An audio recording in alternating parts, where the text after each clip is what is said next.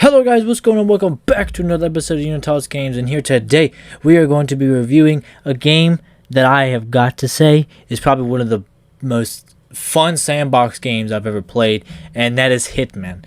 So the reason why we're reviewing Hitman today is because lately I've been playing a lot of Hitman, and I've never really done anything with Hitman, like as a video wise, so we're gonna go ahead and do a review on it. A long one, as long as I can possibly make it, because there's so much about this game that I do want to talk about, and I feel like that you guys also know about, and maybe something that you did not know about Hitman, if at all possible. So first off, I'm playing Hitman 2, but I'm playing through the first missions of Hitman 2 because they remastered them and they put like Hitman 2's content inside of here. And honestly, I personally, since I've played through it, I honestly think I like Hitman's 2 content a lot more than Hitman's 1 content. Just because of the fact that, they've added on more stuff to it, and you can just replay the levels, and they've added on extra stuff to it. So it's not like, you're playing the same thing over and over again, because, they've added just a few extra things. And some of the things they've added is obviously the costumes that I'm wearing right now, which honestly, if you have a iOS account or whatever it's called, then you should be good to go. But basically, this is honestly, it's not my most favorite mission of Hitman, but honestly, it's an iconic one. I think I like it better than the France mission, to be honest with you. But pretty much, we're going to be talking about the way you can play the games, basically, because there's plenty of ways you can actually play Hitman, and this is for Hitman 1 and for Hitman 2, so it's not just for just Hitman 2 by itself, because you could go back to Hitman 1 and pretty much nothing has changed. You practically know all of the controls possible for the game, and that's actually quite nice, because if you're going and moving on from one game to the next, I personally hate it when games do that, when they change the controls, which honestly sometimes it works out for the best, but sometimes it really does not. It just sucks so bad. Such as the WWE games, they're just terrible with, especially from 2K19, which had excellent controls. Then you go to 2K20, which has some shitty ass controls. I'm gonna tell you, those controls are crap in WK 2K20. So Hitman, from Hitman 1 to Hitman 2, it was a perfect just move on. Okay, it was a perfect sequel because, for one, you didn't change hardly any of your gameplay. Your games are mostly the same, but you also have fresh ideas and just fresh stuff to do with enemies and just the way that you can actually kill the people. And then you have Hitman 1 game, in effect, and that honestly helped out a lot. That just helped out your case just a whole bunch. And not only that, but the fact that you literally have a different game. You have the first game inside the second game, and you get free trophies. I'm not even joking. You're practically getting free trophies for this, because you can play through the first game and get all those trophies from the first Hitman game. Then you play the second Hitman game and get the same exact trophies from the second game, and it's just free trophies because you already know how to do the missions, and that's awesome. I like getting free trophies. I finally reached trophy level 14, and I'm so excited about that. And honestly, that's why I started playing Hitman again, is just for the trophies. And then I literally forgot how much I love this game so much, because there is just so much dumb crap that you could just do in this game. It's not even funny anymore. I really wanted to try something, and you'll see here in just a moment, because I actually try to be stealthy this entire game. But what ends up happening is, since they've remastered it, I did not think about them changing the controls of the characters. I just got so into it, I thought I was playing the first game again. And what I usually do is I'll poison the guy, and then he'll just, walk over to the little place, in that little area that I was in, by himself. And he'll just walk over there by himself. And this time, he actually had a guard with him, and I didn't know that they would have changed it to him. But this right here is the smoothest I think I've ever done in any game. Look at this. He didn't even notice me. I just went around it the whole time. But pretty much, this moment here, I've never really done this before. I decided that I wanted to try to knife him because I've never really done anything like this. I've always just hid inside the little box right there and then just waited for him to come and then just either pushed him off or actually subdued him. But I decided I wanted to knife him this time, just a little, just to have a little fun with it. And I was like, okay, I'm going to do this, and it's going to be awesome because I never got to do it in the first game. I never really did this, so and yeah, I guess I could have just switched games, but as I said, I wanted to play the first game in the Hitman 2 engine, just because I think that the Hitman 2 engine is just a little bit better than Hitman 1. Not that Hitman 1 was bad, because that was a Game of the Year edition. The Hitman 2 is up there with the Game of the Years, and it was. I love both games. I think both games are great, and I think the attention to detail that Warner Brothers and iOS Interactive, I can never think of their name, but I think they literally had a good vision for this game, and it was just nice. Like, yeah, honestly, the 5 missions that you have, it kind of makes the game short. I beat Hitman 2 within a few hours because, if you're just going through it, it's, of course, it's easy game and it's not going to take that long, but there's so much replayability with the game, and it just makes sense. Like, it just makes a whole lot of sense. They have different mission stories you can go through, all these different challenges. And let me tell you, some of these challenges in Hitman 1 and in Hitman 2 are actually challenging. They're actual challenges. And I got to say, I'm impressed with the amount of challenges that they've gone, with both games. And as you see, this is what happens. So usually this, they'll stand right there, and they usually stay there. Okay, and I assumed that they were going to stay there like that the whole time. But oh boy, was I wrong. But it's okay, because I ended up doing something else that you can actually totally do in this game. It's literally your decision. Which, honestly, it doesn't bode well for your score at the end. But if you pull it off, you feel like the biggest badass. And honestly, you think it's just worth it completely in the end. But yeah, so they've revamped a bunch of stuff, such as, I gotta tell you, the Fusil G2, which is pretty much the automatic rifle, the M4A1 variation, I honestly say. That gun was so annoying in the first Hitman game.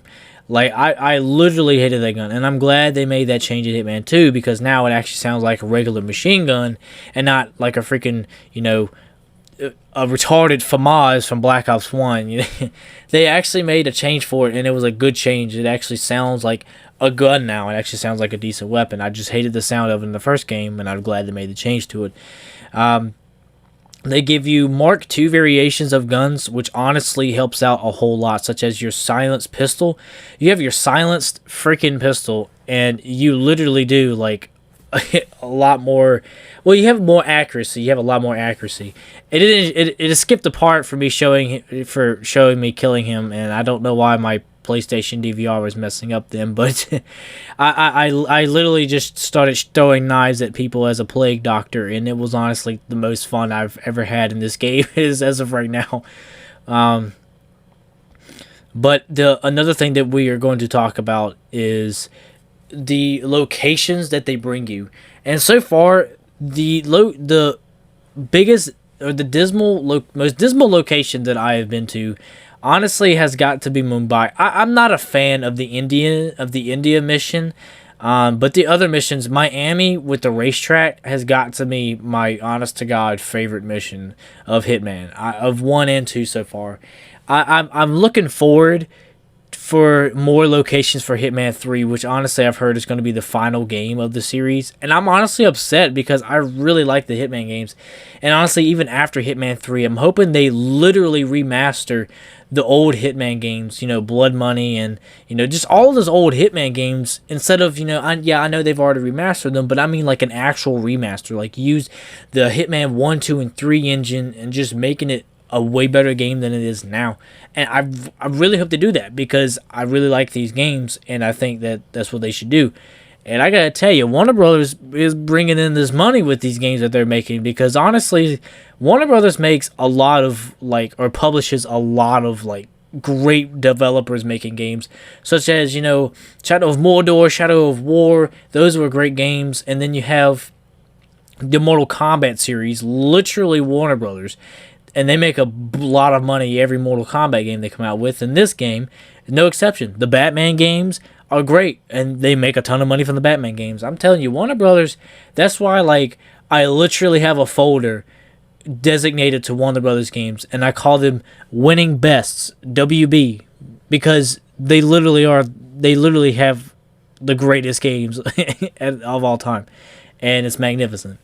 And I gotta tell you, this game is literally no exception because Hitman 2 just added on the extra greatness that Hitman 1 had, and the stuff that people were bothered with, they actually fixed. Such as the one thing I think I did not like, which I feel like a lot of people said they do like, but I hate holding the triangle button to dump somebody's body because I feel like it helps in a way because if you accidentally push triangle when you didn't mean to, and you end up like throwing somebody or doing something you didn't mean to, so instead of holding it, kind of fix that problem. But to me, if you're trying to drag this person's body and hide it inside somewhere as fast as you possibly can, and it just takes away that time because it just takes a little bit longer to actually do that with. And I wish that they changed it or did not change it. I wish they just made it to where, you know, you could literally just push triangle instead of just holding it because I don't know. I feel like it just takes a lot more time, and if you're trying to hide a body as fast as you can, you're just not going to be able to do it that good, in my opinion. That's just my opinion. I'm not a fan of it, but it literally does not change the way the game plays. Since this is also kind of a stealth game, there are some dumb AI, but also the AI does get a little annoying sometimes, such as, but before I've gone on a killing spree in the Colorado mission because I retried the mission 5 separate times because of a freaking enemy that kept seeing me behind a bale of hay. All right, I don't even want to think, but I crouched behind the same bale of hay not 2 minutes earlier. Like, I'd be crouching behind it and listening to them, and I, flip a coin, and he'd walk over there, and I subdue him, and then all of a sudden, hey, I saw that, and you're like, how? Like, you didn't see me just 2 minutes ago when I was behind the bale of hay, but now you see me all of a sudden when I'm crouching and subduing this person? I don't know. It's just some of the stuff is a little bit annoying, but overall, both games are good with the stealth, and honestly, the combat is also pretty great. I'll just be honest with you. The gunplay, I like the gunplay in the game. It's smooth, and honestly, yeah, the people might be fucking retarded, but it's still fun to do. Just the fact that you could just drag these ragdoll bodies around and whatnot, like I'm doing right now, you're just dragging them around. That's all you're doing. You just drag them around, and you try to find places to put them, which honestly sucks sometimes because I didn't. I was trying to like complete and get extra XP by hiding the body of the person, of the actual target that you're trying to kill, but I couldn't find the place to put it right then and there, so we're just gonna, I ended up finding it later, but right now I couldn't find it. But there's just so many ways that you can actually complete the Hitman game. There's so many assassinations that you can do. You could just dress up as this woman's like lover. Yeah, you could literally just go on a killing spree. You won't get many points for it, but you can literally go on a killing spree like I'm doing and just burst in there and murder them because why not? That's also honestly probably the most fun that you're ever going to have if you're one of those guys that likes to go in all out, which honestly I don't blame you because it's fun doing that. And you feel like a badass because towards the end of this, you'll see where I feel like a gigantic badass because, I took out all this and then I just burst down in the bottom and I go and get the gun that I hid. I don't know. I just enjoy so many aspects of this game, and I feel like I do repeat myself a lot, but honestly, it's just true. It's just true. Because the gunplay is good. The stealth gameplay can be just a little bit, make it to where they're not that stupid, but personally, they are pretty stupid, if you want me to be honest with you. But, because of how stupid they are and how smart they actually, get, then it's not a bad thing for them to be that way because it makes the game interesting and it makes the game fun and it makes you like not want to see an enemy like right there in front of you because it's really annoying when it happens. And I gotta tell you, it's just so much fun playing this game and being able to assassinate people. And I don't know, I'd say so much stuff. I first played Hitman on the Xbox One console because I watched the Gaming Lemon play Hitman, and most of the time, a lot of the stuff that I've watched him play, I ended up playing it myself. Literally, I'd never really played. By the way, look how fast this dude is. Look how fast. Look at it. He's fucking sprinting like the Flash. Look at it. Anyways, I watched the Gaming Lemon play Mafia 3, and I was hooked on Mafia 3. I picked up Mafia 3 and started playing it.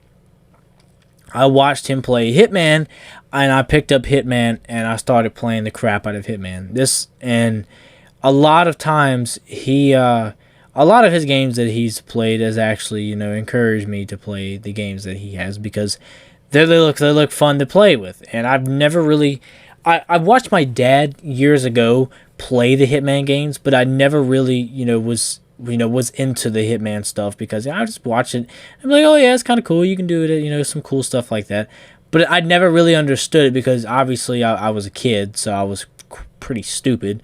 But I thought that the game was pretty cool when I was a kid, and of course my dad didn't let me watch it because it was too violent, But as I grew older, you kind of learn stuff. Your brain kind of grows and everything, but I still do some stupid stuff sometimes in stealth games, such as what's happening right now. I'm just killing all of the guards who are in my way. But right now in the background, I'm actually going to go get my hidden gun, and I'm going to go try something and act like a super spy badass, you know what I'm saying? But overall, both Hitman games, Hitman 1 and Hitman 2, is the correct way of doing a sequel for a video game. For one, you fix the problems that a lot of people had with the first game, and for two, you added more content on it, which honestly just made it a whole lot better. It just made the game, more playable, and honestly, this is why I gotta say I'm happy that they actually put the first game within the second game, because you could play through the first game with all the added features that they've done, and it just works so well. And it makes you just wonder, like how much time and effort was spent on making both Hitman games, because they truly did care about the product that they did deliver in the end. And honestly, I gotta tell you, I'm not disappointed with either Hitman games. They were both great, and I think that IO Entertainment needs to have a pat on the back for making these games, because it was so much fun. And honestly, I honestly have no more words to say. Have no more words to say. That it was a great thing. It was a really, really, really great thing. And you know what? I'm just gonna let the rest of the video play out for itself, just to see how epicness this is. Because, as I said, if you do decide to go all sporadic and whatnot, then it's honestly just a badass feeling. And I think that every one of you should do it at least once in your life, because it's magnificent. I hope you guys enjoy this, and I will see you guys in the next video. See you. Okay, make some room for this guy. Bit unstable.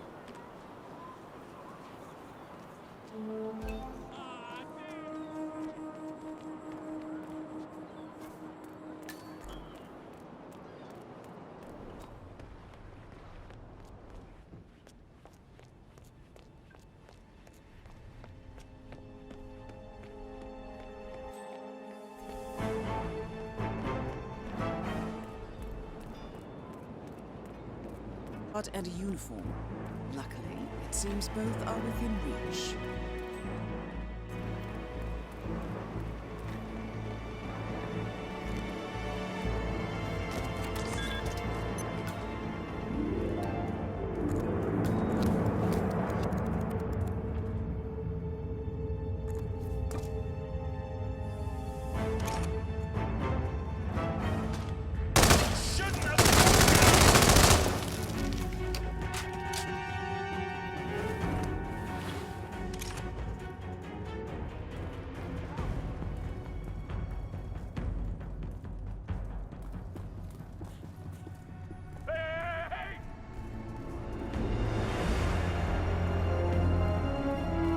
Virus field lab. You made it. The virus prototype will be close by. Look for some type of quarantine unit.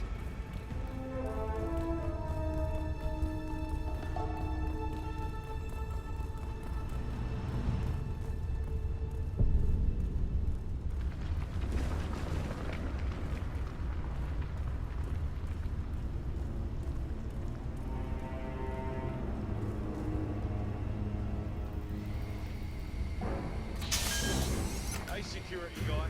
Hold up just a moment.